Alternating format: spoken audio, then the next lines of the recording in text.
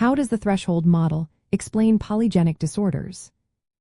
Imagine a line where everyone's risk for a health condition is plotted.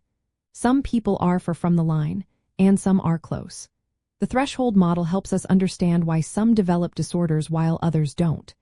It explains how many small genetic factors and environmental influences combine to create a person's overall risk, called liability. This liability isn't something you can see directly. Instead, it's a measure of how likely someone is to develop a disorder. Most people have a liability below a certain point or threshold, so they stay unaffected. But if your liability crosses that line, you show signs of the disorder. This model is especially helpful for understanding disorders caused by many genes working together, known as polygenic disorders.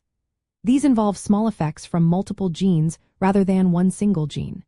Because of this, the pattern of inheritance looks more like a spectrum than a simple yes or no.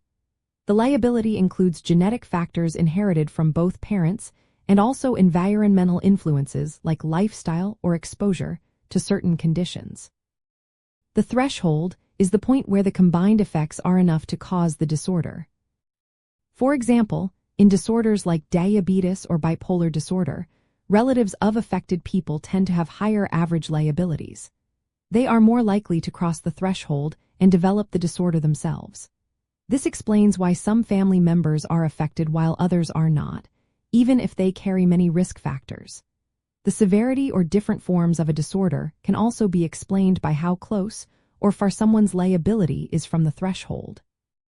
In terms of hereditary health and family genetic testing, the threshold model shows that risk isn't about finding a single gene. Instead, it involves looking at the overall genetic makeup and environmental factors. Genetic risk scores can estimate how many risk alleles someone has and their likelihood of crossing the threshold. Family history also plays a role because it indicates a higher average liability within a family. Some family members might carry many risk factors but stay unaffected because their total liability stays below the threshold. Overall, the threshold model helps us understand that polygenic disorders are caused by a continuous accumulation of small effects.